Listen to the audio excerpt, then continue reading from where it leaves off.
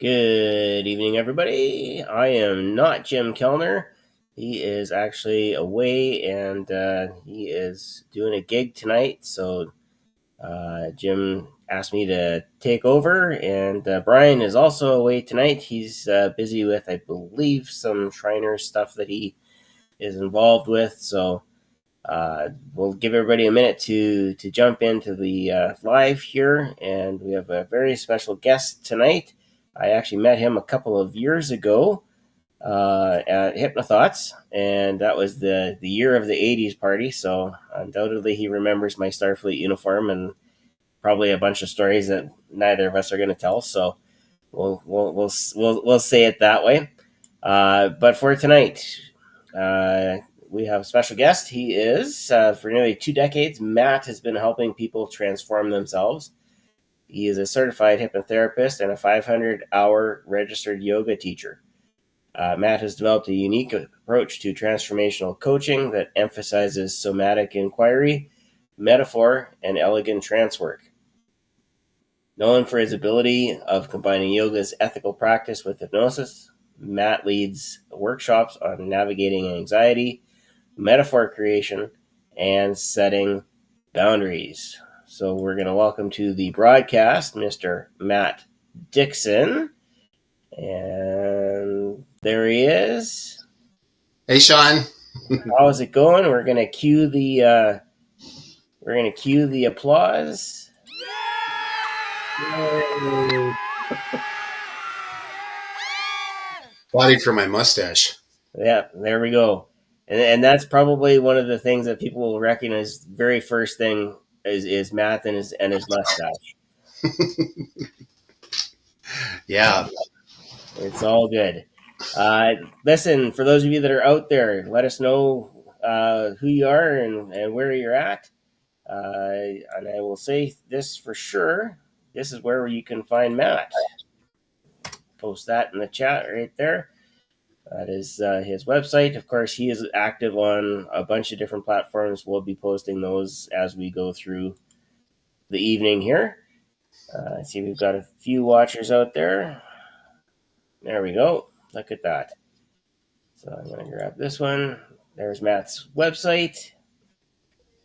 And let's also grab this one here because it's one of my favorite platforms. Oh, Jesse. Right on. So Jesse Lewis, fellow hypnotist. He's in Outlook. Okay. Are you doing a gig this weekend out there, Jesse? Let us know that. Jesse is one guy that I met through another of our mutual friends, and we've just kind of kept in contact as to where each other are and what each other's doing. So great to see you on the live cast tonight. And I like TikTok because, of course, I go live on TikTok, and it's one of those platforms that it's really easy to just jump and throw things in and get an audience that actually likes what you do. How many followers do you need to go live on TikTok? You don't. If you're going live with somebody that has over 1,000, you don't need 1,000, but the minimum to go live yourself is 1,000. I'm at 600, so. Well then, the power of the internet. Let's get you. I'm ready to go live when I can. Yeah. Let's get you up to 1,000. In fact, we'll go live together and we'll see if we can't make that. Oh, that'd be fun. Jesse's on his way to Grand Prairie, Alberta. That is, yeah, you're right. That's a long drive yet. Be careful on the highways. Hey, Scott. Mr. Scott's watching from Texas. We have Cindy. How are you, Cindy? Hope all is well out in your part of the world. Yeah. So again, we have lots of people that jump in and this is fun. Yeah, and undoubtedly there's going to be questions as we go, but we had a lot of your introduction here. So somatic inquiry, metaphor, and elegant trance work. Yeah. So tell us about So what is that? Yeah, break it down. Break it down for the grade 6 in me. Well, so somatic inquiry is using the it's so yoga is all about inquiry, self-inquiry, and then the somatic part is moving your body. That's the long and short of it. And so like somatic movement is movement that is well, it's like the evolutionary type of movement, like crawling, rolling, things like that. Like even like marching in place, crossing the center line. So if you're straight down the middle, crossing that line. So this type of thing is kind of somatic movement also. And then when the body moves like that, and really like when the body moves, period, it just opens up. It opens up the mind, as you know, and the trance work is the elegant trance work is I do something between kind of a halfway point between like a progressive relaxation and and something conversational. Okay. And I utilize yoga inspired language, and that's because I found that as a yoga teacher, the centering in yoga is not unlike um, like an induction, and it's like a progressive relaxation induction, except it's through body sensing. Okay. So Yeah, you're using the body to convince itself that it's time to relax. yeah, and the the cool thing is like it's a little bit faster than like traditional like going down the ivory staircase type of thing. Um, but it's not like it's an induction type of thing. So if you think of the instant induction like sprinting, and then the traditional progressive relaxation like jogging, the, what I do is kind of like running. It's a little bit faster, um, but I wouldn't necessarily call it fast, if that makes sense. Okay. No, it does. I'm picking up what you're laying down. Walking outside in the weather that we've had, there's lots of ice out there, so you're going to want to make sure you wear some spikes on your shoes. Might slay down just a wee bit, but it'll keep you upright. It's all good. Okay, so the company and I'm going to guess you're not the only guy that has combined some of the language and the principles of yoga and hypnosis. Uh, I think the two are very much related. But you talk also about building metaphor and this elegant trance work. Yeah, yeah. So the metaphor comes really, really easy for me, and I have a course that I developed that I'm putting the finishing touches on, for how to make metaphors quickly, and I've come to find that in my I'm, a lot of people are going to disagree with this, so this is borderline controversial. Oh, So we've never had anything like that on the yeah, broadcast. yeah, who knows? This might this might create discussion. Um, I don't believe that the I don't believe that the metaphor has to be um, completely relevant to the situation.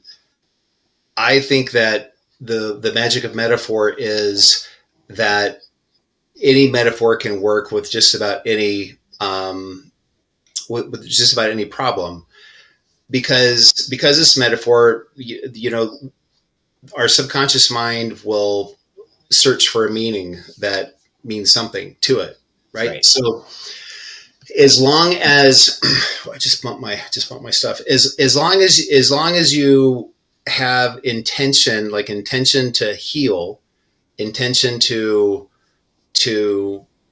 to heal, to create change, and you're in rapport, and it's kind of the thing where we all say we go first. If you're in trance as well, then the person in front of you, their subconscious mind will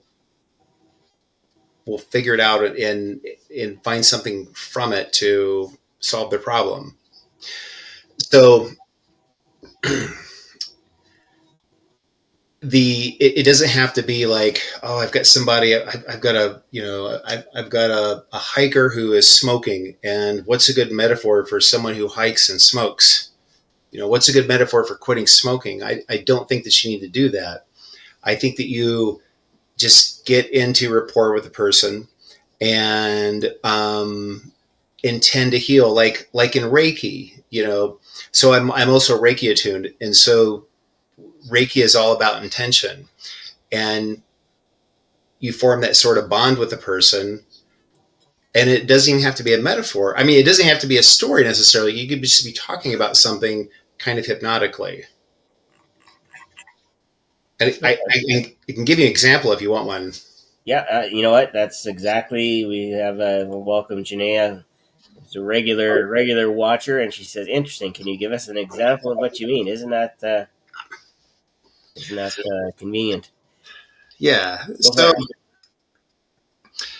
there's well, this is the most, what I think is the most interesting example, because when I was a personal trainer, I had a client come in one day who, and this is for a training session, and she's somebody that I had hypnotized before, and she was going to play golf that day, and that she wanted to improve her golf game, and I had told her the story of, I had this other client who I was trying to get her to do this thing. It's called infant rolling, which is where you lay on your back, and then you you cross one leg across your body until you gently roll to your belly.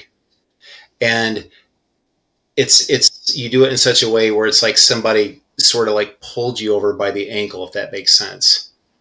Right. So don't You do it fast, so that your momentum carries you. It's more of a like you kind of turn yourself into a rag doll. yep. And then Okay. by rolling, yeah, and by rolling that way, it stretches everything. It brings the mind body connection together. And I could not get her to roll to save my life. Like, no matter what I was saying, what my instruction was, she was rolling like a log instead of like crossing over, one leg over. So I knew that she loves her cats. So we had really, really good rapport. So I said, every time you roll like a log, you're going to give one of your cats cancer. And then she laughed, and then she's like, "Oh, that's terrible. Why would you say that?" And I said, "Yeah. So just go ahead and roll now without giving him cancer." And then she giggled, and then it became a game, and then she was doing it, and then she was like kind of teasing me, like, "Oh, she's gonna roll like a log." And I said, "Oh, your kitty's gonna get sick. Oh, your kitty's well now, sick now, well." And it was just a fun session. So I told this particular client about that. So she came in, said, "Hey, I'm playing golf today. I want to play better golf. Will you do that cat thing with me?" So I When I said, go to your website, there's going to be the cat thing as one of "Yeah, the I guess so. Yeah, yeah." So I thought about it for a second. I was like, so I thought I would just do like an NLP, like a anchor type of thing with her, where I would anchor a successful, state of mind when she puts her ball down, and but I asked her, like all the standard, questions, like, what would, what does it mean to golf better, and she's, the long and short of it was, she just thought she should play golf better than she does. That was it. And as a personal trainer, she was in the shoulds. And I was very used to that. Like, I should weigh less than 180 pounds. You know, I would hear that all the time. I should lose 5 pounds. Should, you know. And she was in the shoulds. And there was no reason for her to feel bad about the way she played golf, because she played a lot. You know, she was getting invited to play. She wasn't holding anybody back. It was all her. And so essentially I thought, gosh, if I could just get her to not care about it, you know what I mean? And so I started telling her this story about, and this was just, I was about to say, you know, if you make a grilled cheese sandwich in a cast iron pan, you'll take your time to eat it. But if you make it in like one of those really high tech non-stick pans, then, you know, maybe you'll just stand over the sink and eat it, and that's fine too. But then I realized that she wasn't going to understand what I meant if I just said that. I needed some backstory.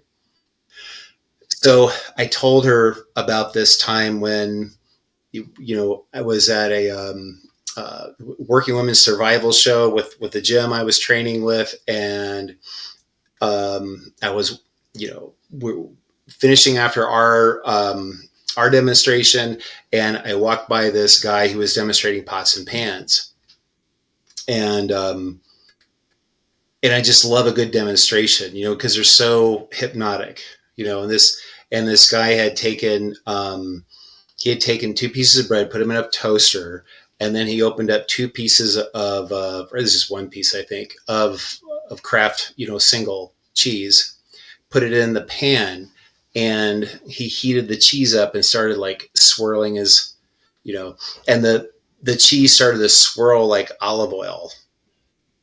Like, it wasn't sticking. And then he took the toast out and he poured the cheese into the bread and made a sandwich. And I was like, shut up and take my money. I love grilled cheese, you know, and I had to have those pans, you know, so I walked out like this, you know, with the $1,800 worth of pans.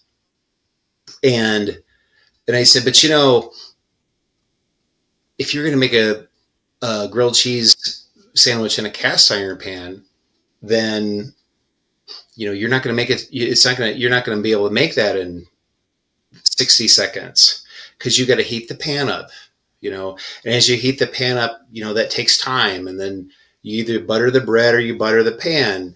And, you know, and the thing about cast iron is it takes the energy of like everything that was cooked before it, because the thing could be like 100 years old. It could be, you know, handed down. And then, you know, for some reason, things in cast iron just taste better, don't they? And this is kind of what I'm saying, without intention to like, I'm not giving her a metaphor. I'm just trying to make the point of 2 different types of grilled cheese sandwich, but I'm going through all of what it takes to make one in cast iron and in a high-tech pan. Follow me? So I said, and then you put your sandwich together, that pan gets nice and hot, and you have to stand there and you mash it and you flip it. You mash and flip and you mash and flip. And pretty soon the edges get, you know, that really nice sort of like charred kind of, you know,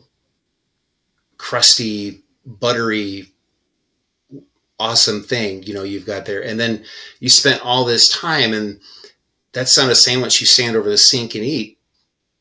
You know, that's one that you sit down and savor for a little bit, but for not for too long, because it's just grilled cheese, right? And I said, you know, but sometimes people think that's how you should do things. You should always, you know, sit down and mindfully eat, but sometimes you have to just eat quickly and be on your way. And you're a grown up and you can decide, you know, which one to do. And as I was saying that, this is what I noticed. She started looking at me like this, like, yeah. And I was like, whoa, she's in trance, you know, like, yeah. So I kind of finished that up, and then I took her through like a NLP anchoring thing. And as I was doing the anchoring thing, she kind of like snapped right out of trance, and she's like, okay, good, yeah, okay, got it. I thought, I don't. That didn't feel like she really got it, and it was an impromptu set, hypnosis session that was supposed to be a personal training session. So I was thinking to myself, at least she didn't pay for it. This didn't work. And then I got a text later that day saying that she had the best game she's ever golfed, and she'd been golfing for like 25 years. I don't know anything about golf. I don't even like golf. I know nothing about it. And I had another client who could not swing with, I think it was an 8 iron or something. I don't even know enough to tell you for sure. But basically, I did the same thing, and it worked. What does grilled cheese and cast iron have to do with golf? Nothing, I bet you she had a grilled cheese sandwich after. Yeah, probably. Celebration. But that can be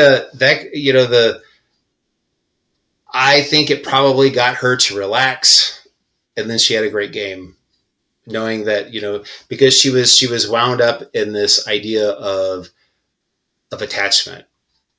And through yoga, I knew that, that attachment is not good. And that is what's not only hurting her golf game, but it's killing the joy in it. So that was the message I tried to get through. And that is generally how I work. And that's what I started to notice is, like, in my sessions, I would just start talking. I would just tell a story, and then I would just see the change happen. And it was never a story that I decided to tell, before. I never thought about it before. Yeah, spur of the moment comes to mind. This was it, and away we go. Yeah, and so that's why I think that. Yeah. So I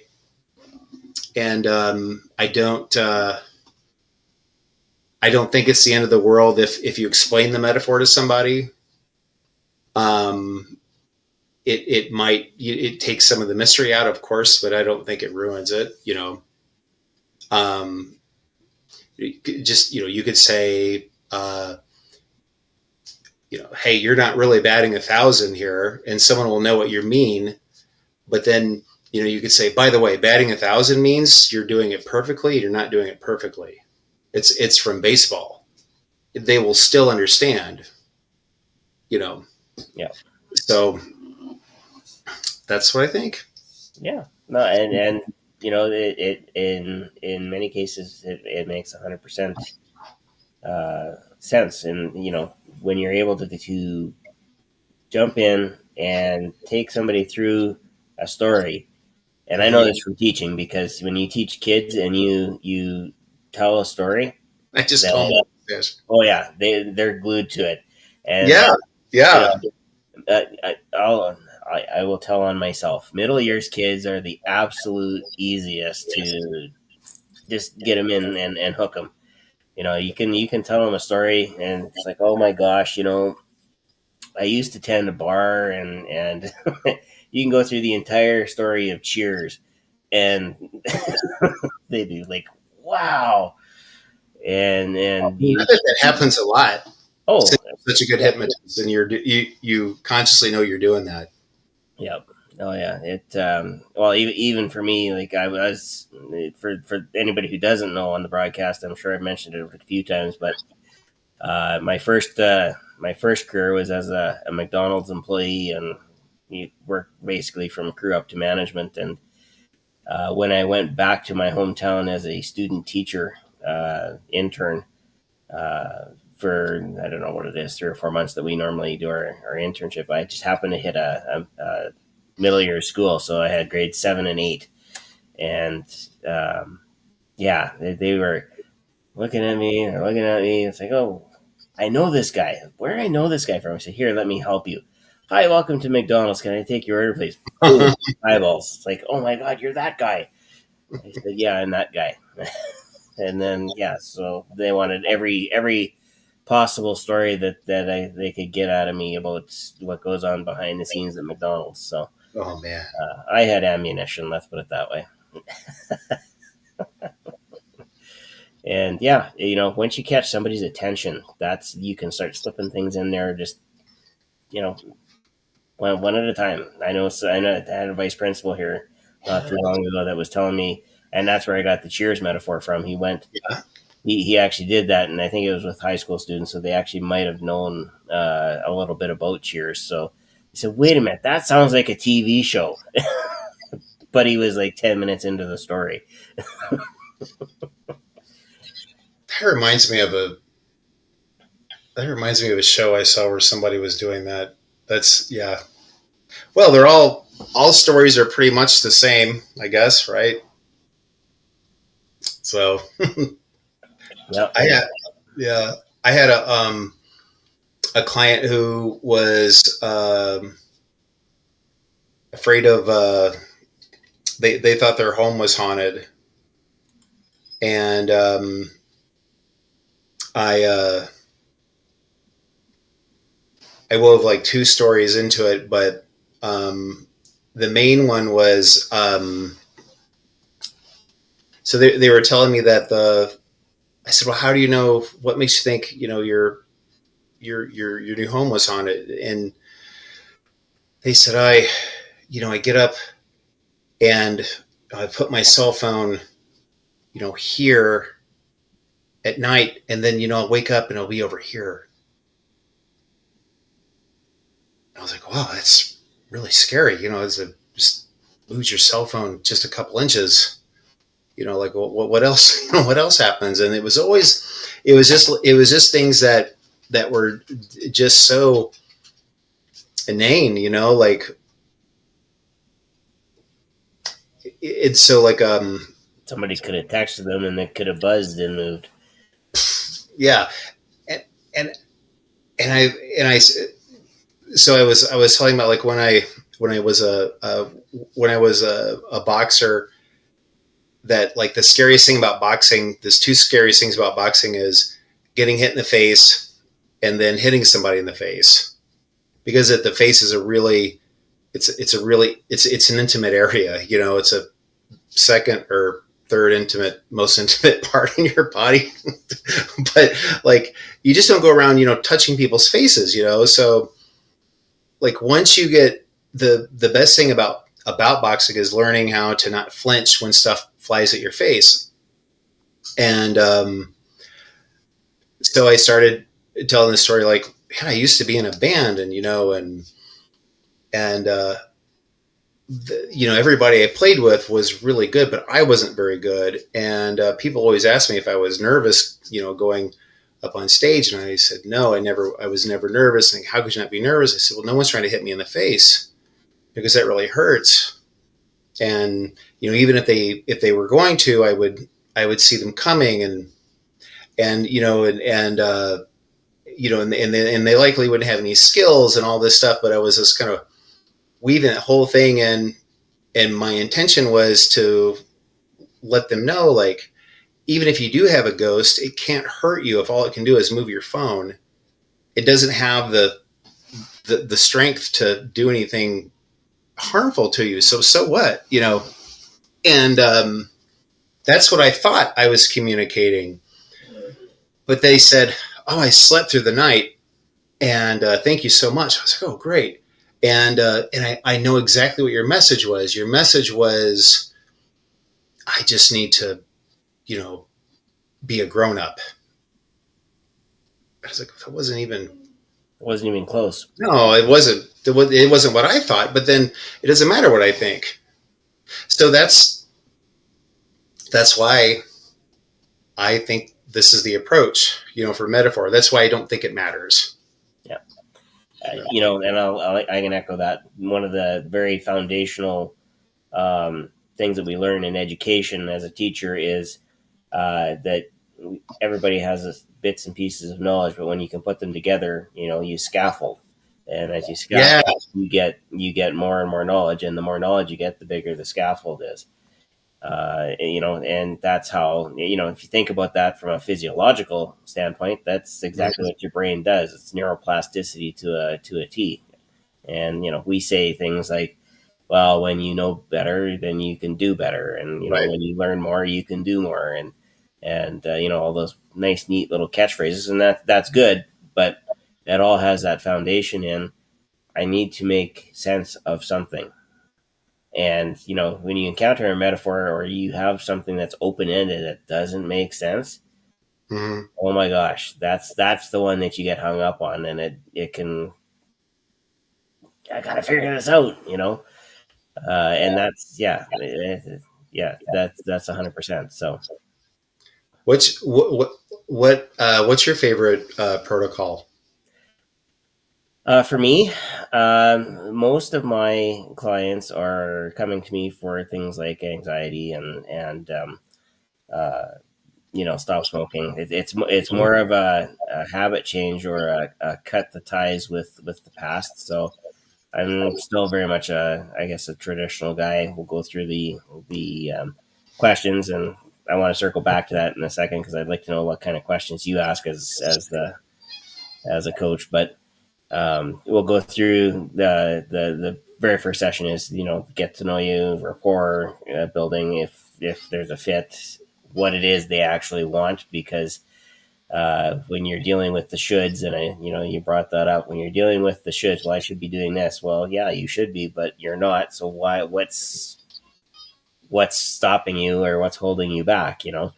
Well, I haven't been to the gym in 7 years. That's great. You're consistent. We can just flip it so that you go to the gym for the next 7 years.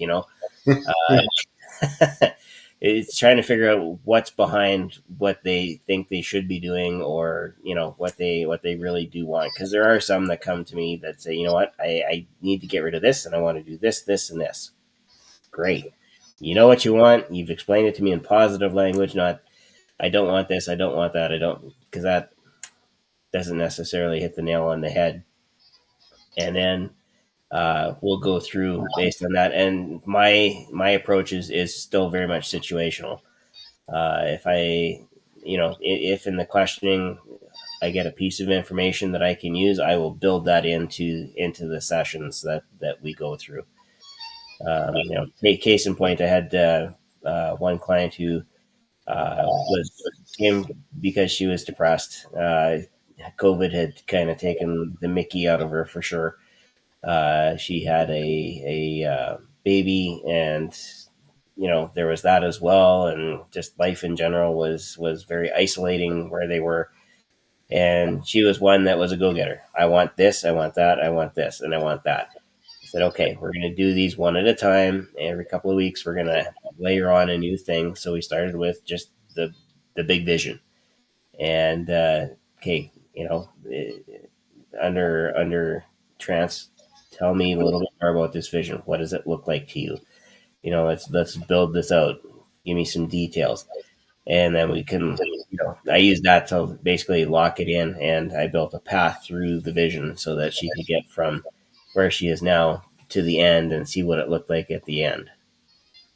So that was our anchor, and then from there, all the pieces that she wanted, we just layered them on one at a time.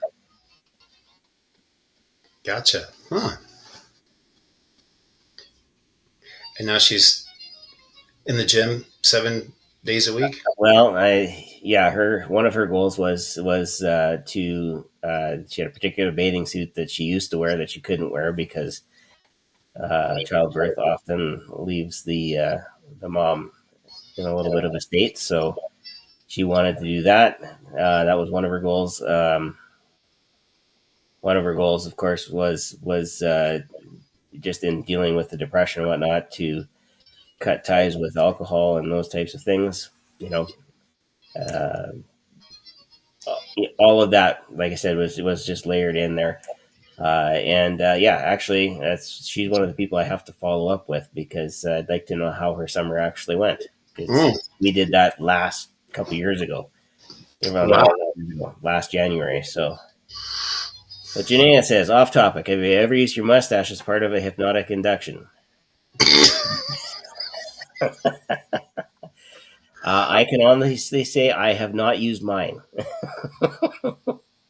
I honestly don't. No, not intentionally.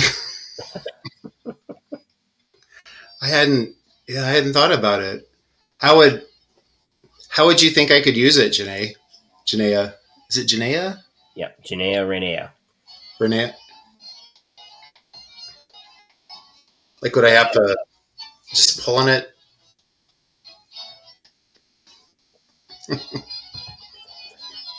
I, who knows? I'll have to ask my clients.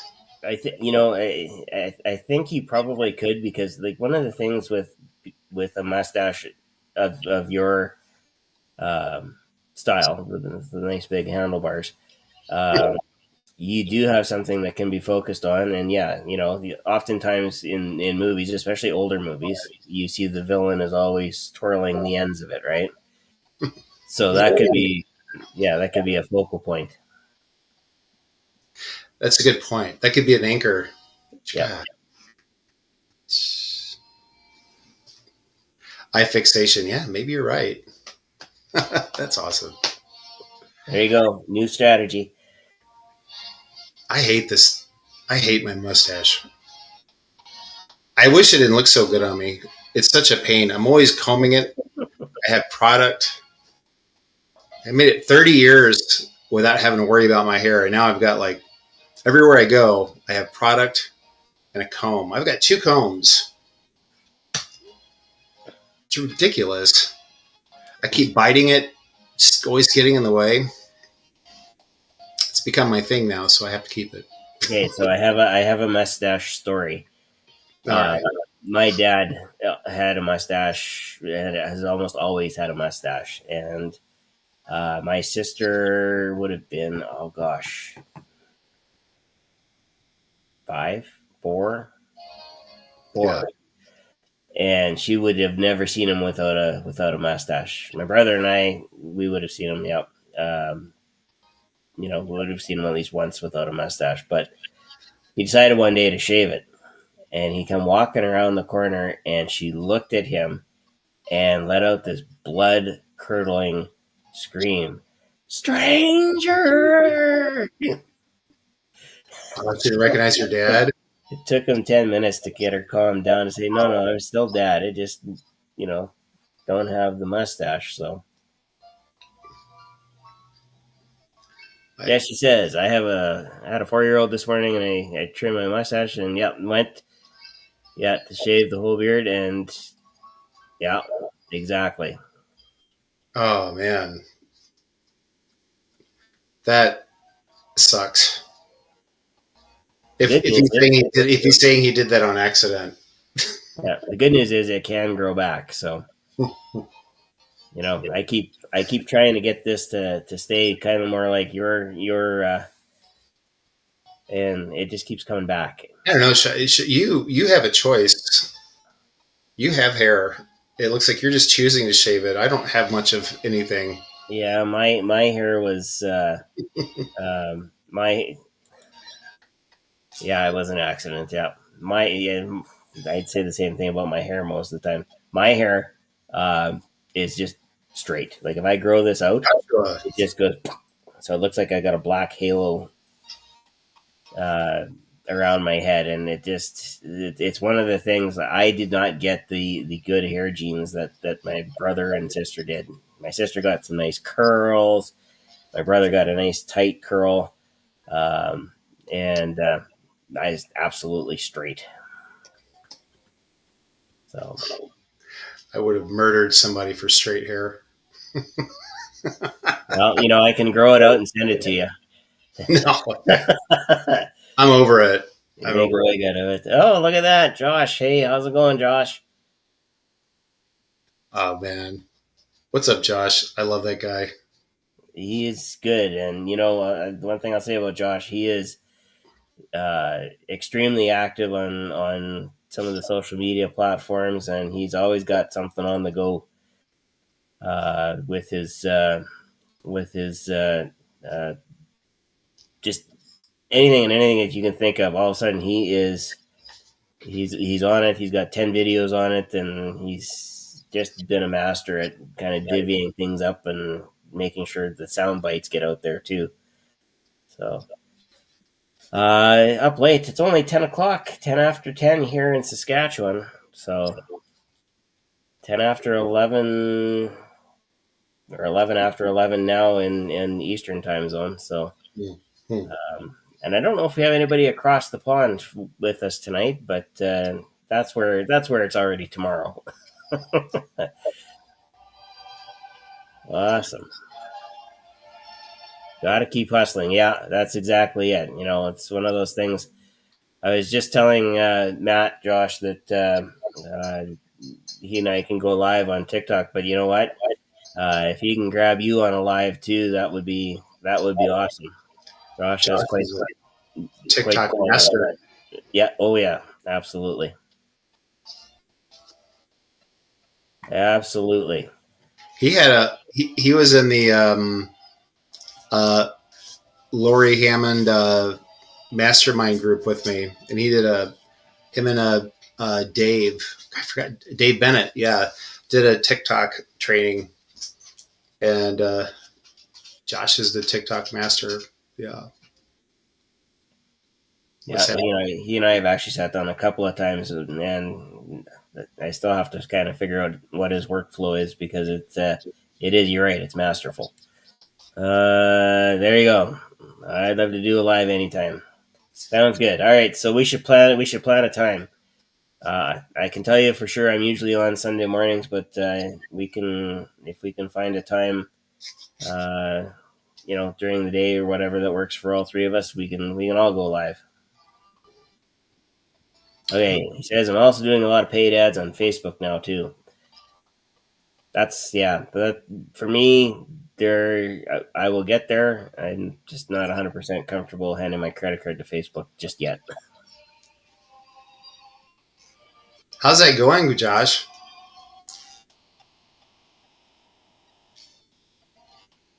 I asked a question like he's here. I guess he has to type it out. Yeah, but he's pretty fast. Yeah. Hmm. While we're waiting on that answer, what kind of programs do you have coming up? Do you have anything? There you go. Sounds like a plan. Yeah. Um, do you have any programs up and coming that people need to be aware of that they can register for? Any lives coming up or any I have trainings? um, I have an in-person event on the 17th. It's yin yoga and hypnosis. I do a lot of those. I do one about every 5 weeks or so live. Okay. I've done one online, but I don't know if I'll pursue doing them online or not so much.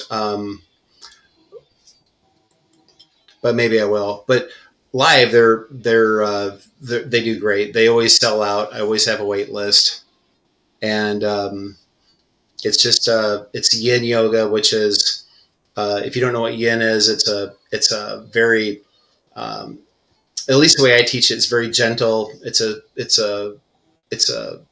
yoga practice. It's very still and um, it's very stretchy. So you hold one posture for a long time.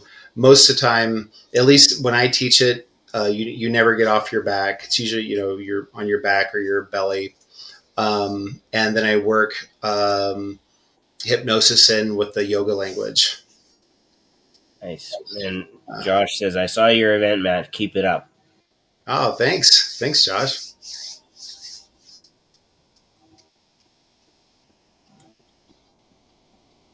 And Scott's always active on social media, and he's doing lots of stuff, and he's got lots of good training going on as well. But his Facebook ad experiments have been going well. So, that's two people that have found the formula for things to go well. So it's a good thing I'm registered in Scott's training program because I'll figure that out from Scott then.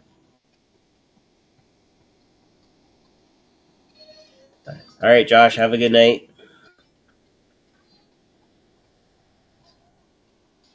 Awesome. Okay, couple things that I should mention on behalf of Jim, who's not here. First of all, the Performing Hypnosis Summit. I should post that up here. Where are we at? Performing Hypnosis. There it is. So, Performing Hypnosis Summit is coming up very quickly. February, first weekend in February, 2nd, 3rd, and 4th, I believe. If you haven't registered yet, or if you still are interested in being a speaker, I think there are a few slots that are still open. You can get all that information at the Performing Hypnosis Summit website. This is the second, I want to say second annual, because we're trying to do this about the same time every year. And there's a great speaker lineup already that has been announced, and they're going to be live. I believe the keynote this year is none other than, oh, come on, Scott, who's the keynote?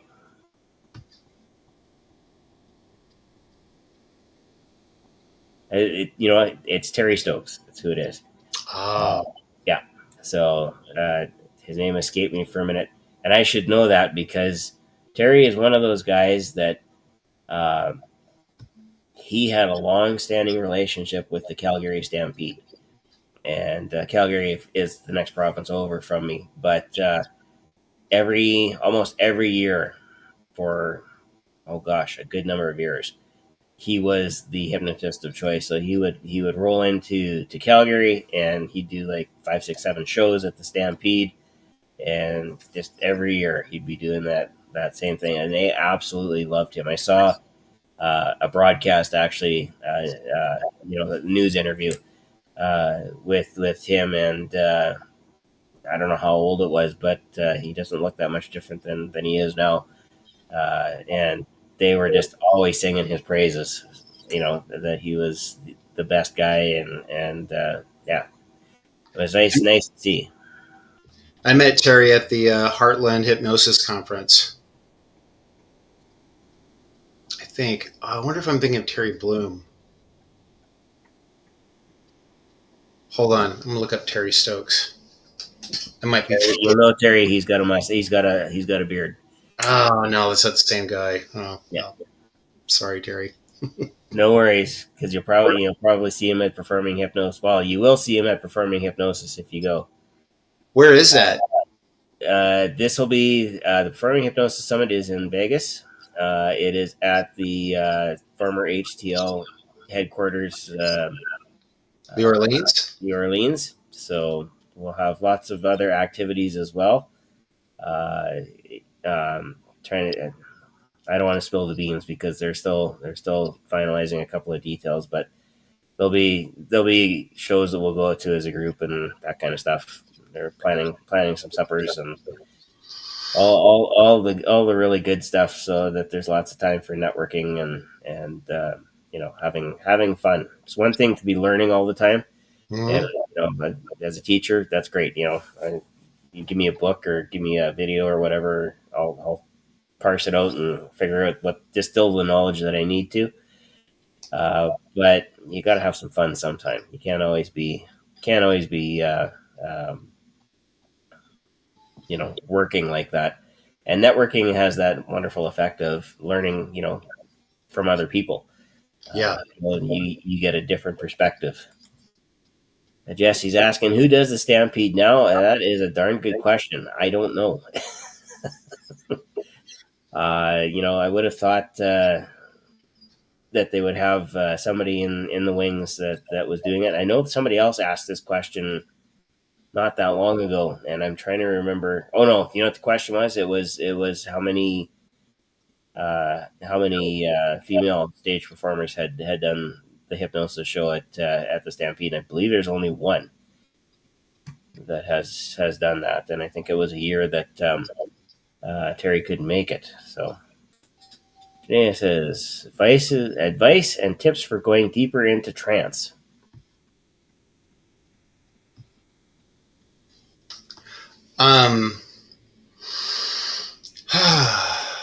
Well, this is something else I'm gonna I don't think you have to go that deep.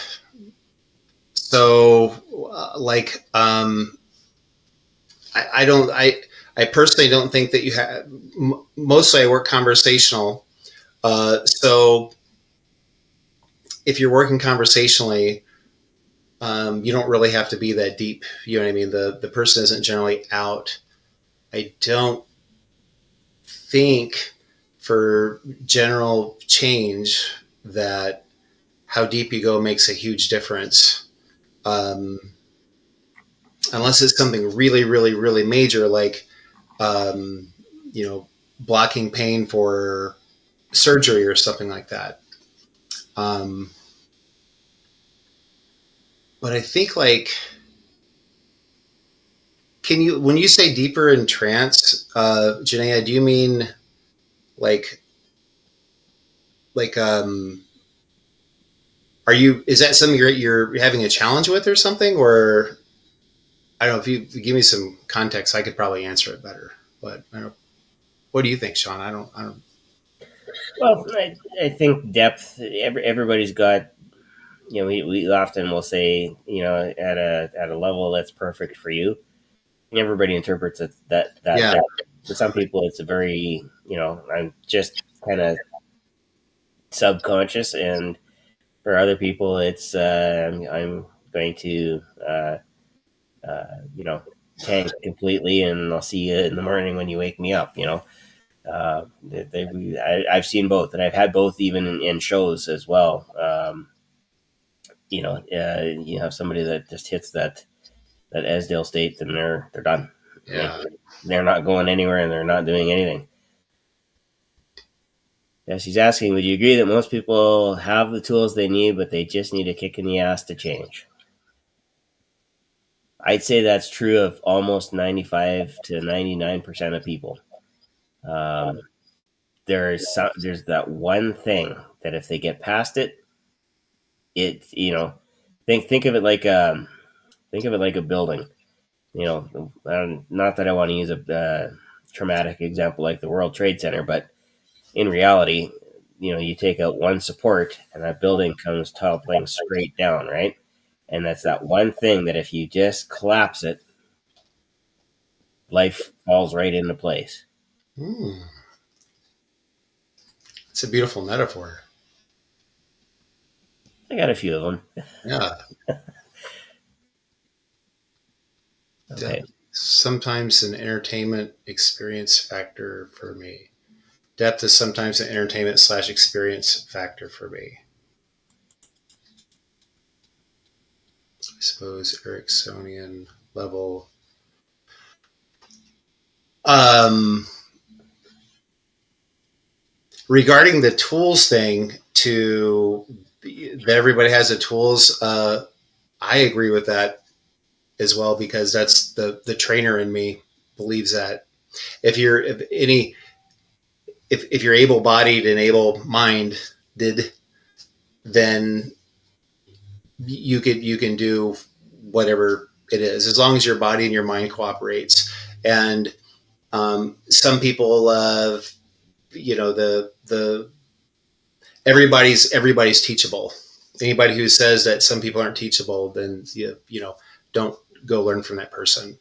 Um, and the I as far as the depth thing goes, I had a special forces guy who was a sniper, and he was telling me how they had to go into the zone for to to do special forces stuff. And so during the induction, I I said, find that place, that zone, go back to your zone. You've been there before. And then as I was using that language, whatever it was, he just kind of went, his eyes kind of rolled in the back of his head, and he just went like out, and we did it over Zoom. And he said that he's somebody who drops into the zone easily. And so I just like Shawn said, I think it's it depends on the person. Like I think if I think some people can be nearly, you know, they don't really seem like they're in trance, but you know, if a person is just kind of looking off into space and kind of like going, yeah, mm-hmm. And you kind of they look really interested. That's a light trance at least, and then things are landing, you know, are landing then. I really do think that getting wrapped up in, is this person deep enough? Am I using the right metaphor? Am I using this induction correctly? I don't think any of that matters. I really don't. I think it's intention. I really do think it's intention, and it's intention and rapport. And I think it just kind of un, unravels in the moment. Yeah, and I would agree with that. You know, when you're talking about a show, or you're doing something on the street, for example, And I have no experience with that. yeah, it looks very different than if you're doing a Zoom session with somebody who you can say, or you're face to face with somebody who you can say, okay, go back to that place. Like, and I'll give you a good example. The lady that I was talking about before that had four things that she wanted to get done and needed to do them right away, and get rid of the depression. And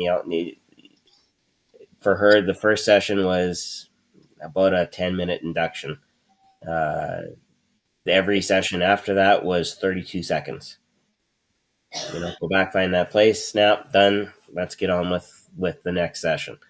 And it comes down to setting that intention, like you said, having that rapport that, yeah, we're in the right place. We're going to work now. This is what we're doing. Boom. So if you're in the right place and you're looking at the entertainment and you want to be part of the entertainment, your mind is already setting that intention to take you on that journey.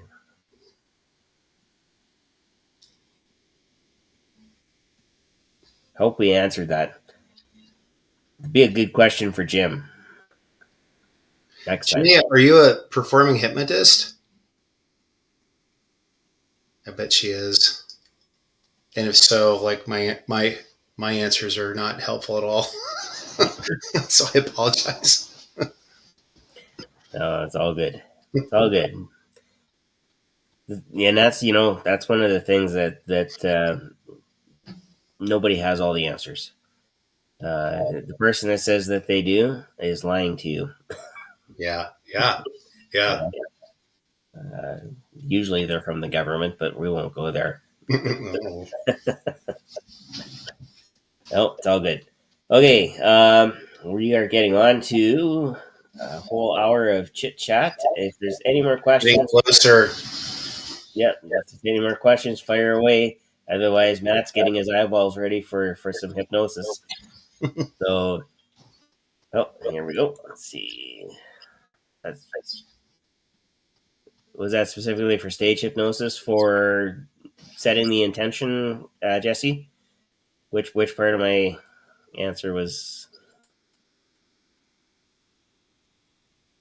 I know nothing about stage hypnosis. I've never done it. Let's see if we get a follow up to that. I just need a little bit more information. What it is? What was it that I said? Okay, yeah. So, yeah, one of the things that we do, like even like a comedian, we walk out on stage. We are setting the intention for the entire evening. That's our opening. And if we get the opening right, we get volunteers, and if we get volunteers, then we can go on to the next step, and everything is layered upon that. If you have a bad opening or something goes wrong, and that intention is never fully set, then where people don't quite fully understand what you intend to do, because I've also seen that situation too, where you had students that were maybe a little too young to see a show, that saw the show and were quite confused by what was going on. So you have that at that end of it too. But if you set the intention properly, and this happens for teachers, we do that every class. Okay, kids, today this is what we're supposed to be learning. by the end of the class, you should be able to tell me everything that you need to know about X, Y, and Z. And teachers that don't do that, their classes just they go squirrely. So they're setting intention. Yeah, yeah. When I was talking about intention, I was just talking about like when I have a client who has whatever they're in front of me for, um, if it's something like golf and that I know nothing about, and I don't, we don't have to know what it's about, right? Because and I set the intention to heal, to I genuinely want the person in front of me to be free of their issue, whatever it is that brought them in front of me. And so when I get that way, then any plans that I have just kind of go out the door. I respond in the moment, and it becomes a real collective type of thing. And I know that sounds really wooey, but that is that's the yoga teacher in me. If I set an intention for a yoga class, where I taught one today that was supposed to be something specific. The class was a gentle class, but what they wanted basically was like, they said they wanted to take a nap, so they wanted something pretty still. So I switched that up, and then the music was kind of loud. I didn't have control over it because it was a place I was subbing at. So I set an intention to just relax them and let their tension just kind of go. And they were fidgety at first because it was loud and all that good stuff, but then they just kind of chilled out, and that's I think intention is everything. I really do. Students will know when the teacher is panicking. Just like an audience will turn on a comedian or a performer that doesn't quite have their material down. Yeah. And if you've got the intention to uh, teach, regardless of what the environment is, they should be picking up on that. So, and I mean, I've had situations where teaching in a classroom, there's construction going on outside the door. There's lots of activity, and I even had one school I was at that all the classrooms, and I don't know whatever possessed the engineers to design the school this way, but every classroom in the middle of the school was the library, and every classroom was off the library, and the noise just resonated. It didn't matter which classroom it was. If there was a question in the grade 6 room, you could hear it in the grade 3 room, and it just totally didn't. It totally wasn't conducive to teaching. So, when I was subbing in there, that was my sub day. I literally had to close the door and say, "Okay, you're gonna focus on me." And not what else is going around. So for 30 grade 3 students that were labeled as the bad kids, um, that was a tough day for them. Focus on me. So, she's asking, you teach in Yorkton? Yeah. Yeah, you were actually out in Langenberg a while back, and I remember talking to the principal, who's now a superintendent, saying, "Why didn't you call me? I'd have come out because I wanted to see your show." Um, yeah, absolutely. Uh, there's always something going on here in Yorkton, but uh, they are starting, and Jesse, I'll tell you this as well. They're starting to bring more hypnotists in for stage shows in the bars and in some of the surrounding areas. So you might want to check, like in Melville. There's a couple of places that are bringing in magicians and whatnot every weekend. So heads up, you probably have more business coming your way.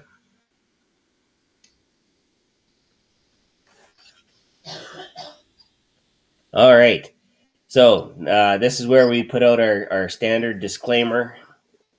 Um, if you are driving, uh, cutting vegetables, walking around a place where you could fall over, whatever the case may be, now's your warning. Turn this off, listen to it later because hypnosis is about to start happening. And for those of you that are listening later, just a couple of other quick notes. Please, uh, you know, if you're listening later, drop a comment. Let Jim and Brian and myself know that you were watching, what you liked about it, all sorts of things, because these are, as soon as we're done the live, they're usually up on YouTube within, I don't know, 20 minutes or something like that. And, it becomes an official um live broadcast. So, yeah, yeah, yeah.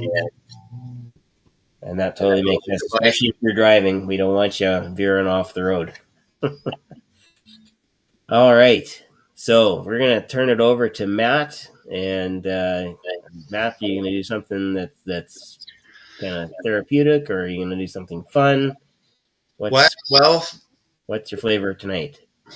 why don't we do it for sleep? Okay. Yeah, since it's 10:30 here anyway, so I assume it's nighttime everywhere. I guess unless it's across the pond. So It's very early morning. They should be sleeping. yeah. All right. So Uh, I just get started, or yeah. just tell me what to do. You run the session just like you would, 15, 20 minutes give or take, Okay. and then we'll come back and see how everybody did. Okay. Okay. So this will be for the intention to sleep, and the subconscious mind, which runs everything, which you already know, is the thing that is keeping you up at night, even on those times when you know that your body's tired. And so as you begin to hear my voice, just wherever you are, get comfortable and begin to think that you'll find a relationship with your subconscious mind. Like you'll get into rapport with it. So notice the surface that supports you and begin to close your eyes if you want to. And you can close your eyes or you can kind of stare off into space, but just come to your breath and begin to breathe in and out through your nose. As you breathe in and out through your nose, relax everything that's not needed. Any muscle energies that you're consciously or unconsciously holding on to, just let them go.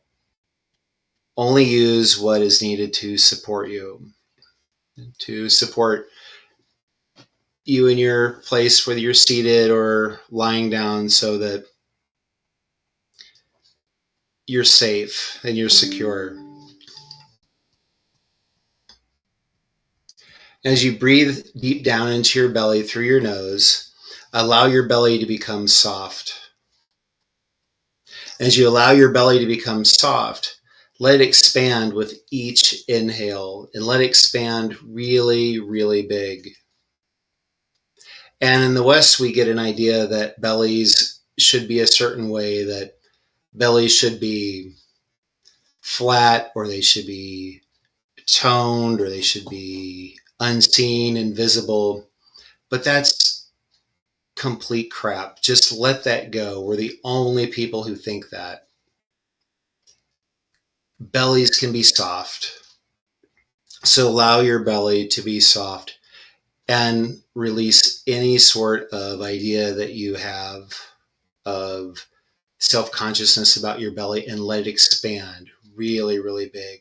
As you draw your breath in, you can imagine that maybe your belly expands bigger and bigger from the top to the bottom, the left and to the right, at the top of your inhale. And then on your exhale, notice how your belly will slowly sink deeper down into your belly, into your body. And then notice and become curious about how different that is, how different it feels for the belly to expand at the inhale and to soften at the exhale and sort of appear and disappear. As you're noticing that, notice the temperature of the room. Notice the temperature of your breath on the tip of your nose. A little cooler on the inhale, warmer on the exhale. Notice the weight of the clothes on your body, the weight of your body on the surface that supports you, the weight of the surface that supports you on the floor. And maybe you can even notice the weight of the floor on the home or the building, and it all the way down into the earth. And it starts somewhere. It can start at the top and go all the way down at the bottom. And the deeper that you inhale, the more that you can exhale. The longer that you exhale, the longer that you can feel yourself sink deeper down, from the surface that supports you all the way down. Do you feel a grounded, wonderful feeling? Yeah. And become really curious that there's a cycle to your breath and a pause. And at the top of your inhale, when you draw your breath in and your body expands, there's a slight pause before the breath turns around into an exhale, before the body has to release the breath for the exhale. And that pause is still and it's quiet. And when all the breath is gone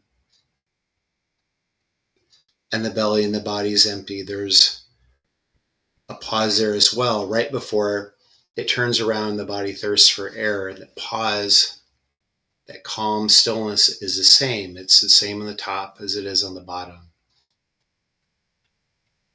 And the cool thing is you can notice now, or you can notice later, or anytime that you want, but you will notice at some point that the calm stillness is at the top and at the bottom.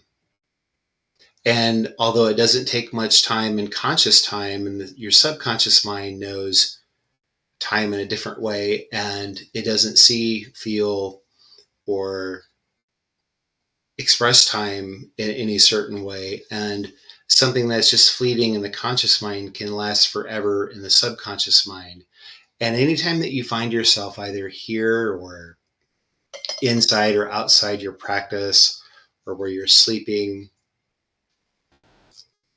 and wherever you become aware of it, if you find your thoughts begin to race, if you need calm, know that you always have that calm. It's right there. All you have to do is breathe. It's at the top and the bottom of your breath. And as you begin to notice your breath expanding your body, the weight of the clothes on your body, the weight of your body on the surface that supports you, and the pause at your breath, notice any sounds that happen outside your room, outside your building, outside your awareness. Any sounds that you hear, allow them to pass through you like vibrations without attaching story or expectation. Just let them pass. As you feel your body get a little bit heavier, know that the conscious mind and the subconscious mind can come into rapport, and that the conscious mind is in charge. And you can set a conscious intention for a deep, restorative, uninterrupted sleep, whether it's now or later this evening or sometime when you want to take a nap, and know that you have that within your empower, within your intention. And that anytime that you want to have a restful sleep, all you have to do is just remind your subconscious mind, this is what we're doing now. And first, thank your subconscious mind for those times that when you wanted to go to sleep and the conscious mind kept you up. Thank your conscious mind for keeping you up, because it did it for a reason that you may not understand or know, but a reason that it thought it was protecting you. And you can think of the subconscious mind as almost like a child, but like a child with like a 300 IQ, because it runs everything. It's the thing that keeps you from, it's the thing that keeps your heart beating and your lungs working, and the thing that keeps you from stabbing your face with a fork when you're eating. Yeah, all those things the subconscious mind does unconsciously. So that when it keeps you up, or when it puts you in a behavior or in a habit or something that you consciously don't think is a thing to do, you can do this. You can say to your subconscious mind, what is it that you're trying to tell me? And this isn't what we're doing right now. And you know that you can, whenever you're ready, tonight or any other time, create your pattern of sleep. And before you go to sleep, before you go to bed, anytime you shut your eyes, you can just say, and you could say here, there, and anytime it seems to make sense, it's my conscious intention to have a deep, restorative, uninterrupted sleep. It's my conscious intention to have a deep, restorative, uninterrupted sleep. And even if it's a time when you only have a few minutes to take a nap, you can still set that same intention and be delightfully surprised at the end of, even if it's a 3-minute sleep, that you'll feel refreshed and awake. And at the end of a full night's sleep, where you'll wake up refreshed and awake. And if you can do this, you can do just about anything else that happens at an unconscious level.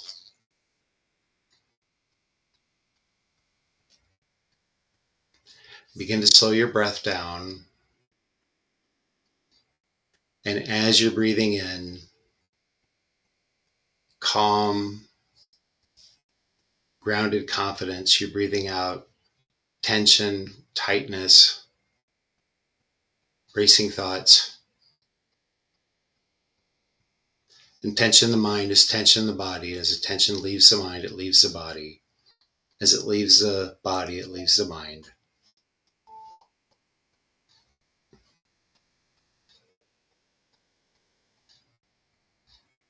As your breath slows down just a little bit more,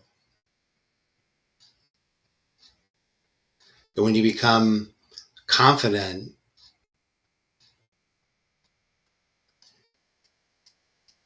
in your competence to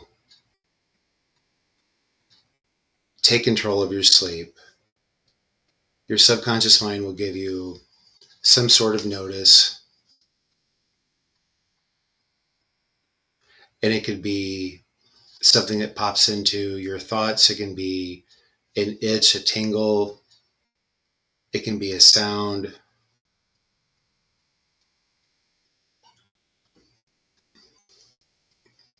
It can be something that you're consciously or unconsciously aware of. And it can happen now.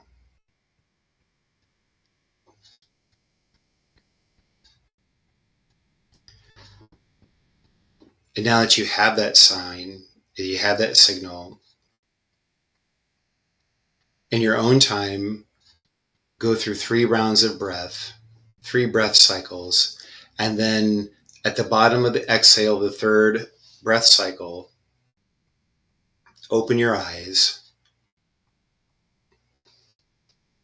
And once you open your eyes, feel confident that your sleep is now in your control. And I'll be silent for a moment to give you time.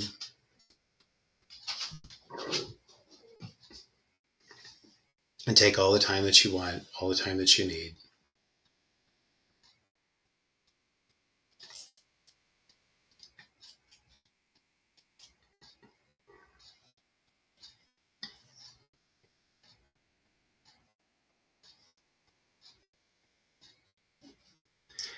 If you haven't opened your eyes already, go ahead and open them after I count to 3. And if you found yourself have gone to sleep and you can barely hear me, just stay asleep and wake up whenever you want to. 1, 2, 3. Open your eyes and welcome back. Welcome back, and let us know how that went for you. Just give us the message in the chat. And if you're watching this, like I said, if you're watching this after the fact, after the recording as opposed to the live, let us know, because we do actually monitor all of these comments. We do like to hear from everybody. We'll give people a few minutes, and then we will wrap this up. Is there any? You mentioned you had a couple of things happening, sessions coming up with yoga, and then any conferences that you're heading out to or planning on attending this year? Yeah, Heartland's coming up in April. That's in St. Louis. William Mitchell throws it. It's an awesome conference. Yeah. Have you been to Heartland? The question was William Mitchell throws it. I haven't been to Heartland, but I know Jim has mentioned the same thing, that it is a unique conference. Yeah, I love it. And yeah, so I've got that. I'll be presenting at Hypnothoughts coming up. So nice. Yeah, I saw that. I was happy. Yeah, thanks. Yeah, are you presenting at Hypnothoughts? You know what? I haven't received an email one way or the other. I suspect there's probably either I'm on the waiting list or I'm on the no list. So, but either way, it's good. The one thing that I can do as a professional and as a colleague is cheer everybody on that is presenting, because I know what presenting at a conference is like.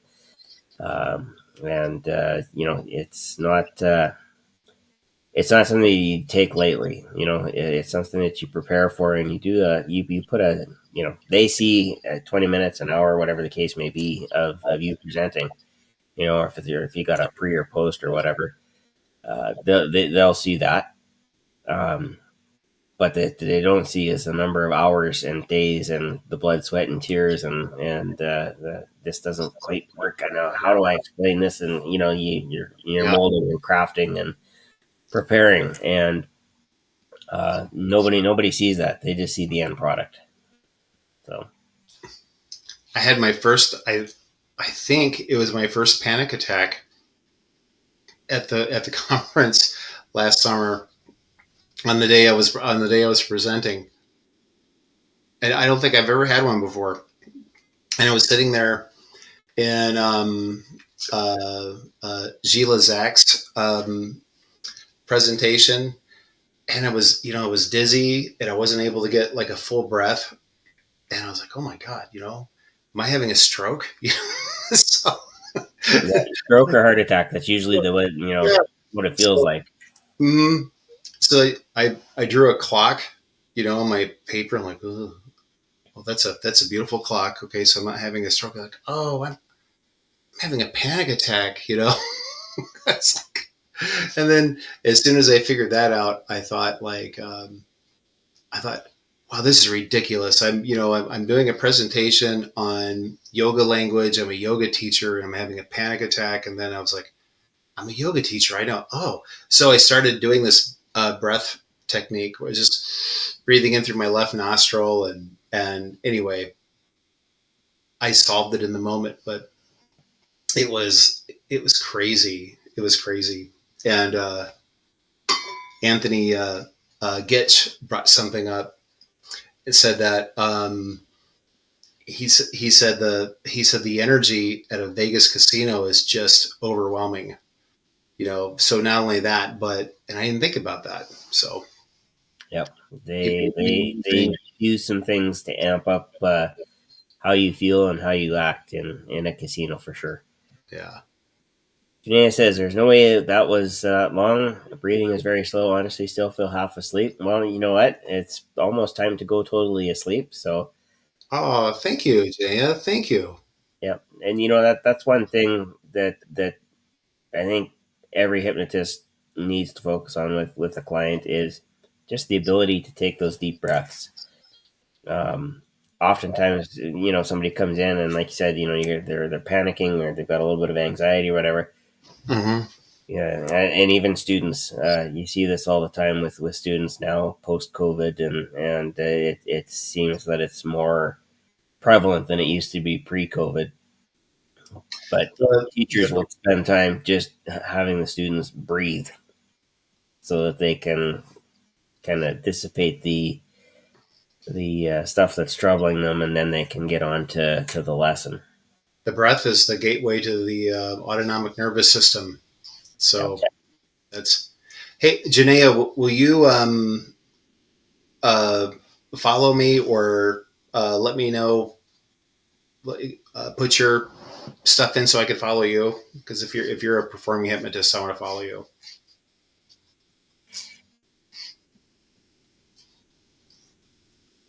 Assuming you haven't fallen totally asleep.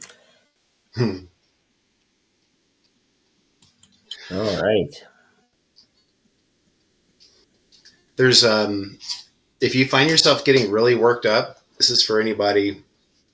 There's a breath practice in yoga called Nadi Shodhana, which is it's alternate nostril breathing, and it's a way to balance your breath by just closing one nostril. But really, the quickest way to bring your anxiety down is to just simply plug your right nostril and breathe through your left nostril. And the most unbelievable part of that is that it works. It really is that simple.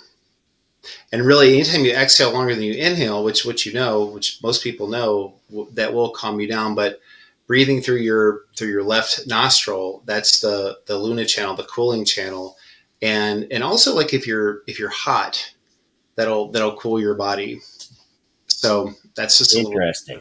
Yeah. So when it's minus 45 outside, I should do the opposite. I should breathe through the right. Yeah. Well, and if you're groggy, close your left nostril and breathe through your right, and then breathe with intention. So this breathe like inhale longer than you exhale. So if you're trying to rev up, it's like through the right nostril. And then this is the biggest part when you start to feel that happening. So when you start to even the slightest inkling of waking up, then talk to yourself, talk to your subconscious mind and recognize it. And, and say, that's it. Yep. That's right. That's right. That's what we want. Keep doing that. Yep. Yep. And then that's part of building the relationship with your subconscious mind. Then anytime something's going, your way, lean into it. Talk to the subconscious mind.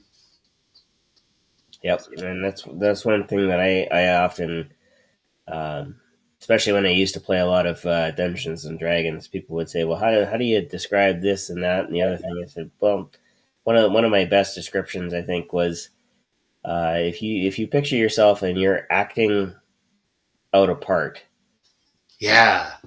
and you have to be able to convey that emotion, feel what's happening, all in your imagination. And if you can do all those things, some of the some of the best actors in the world are probably also the best players in the world, and it's because they're able to take that and change their state very quickly.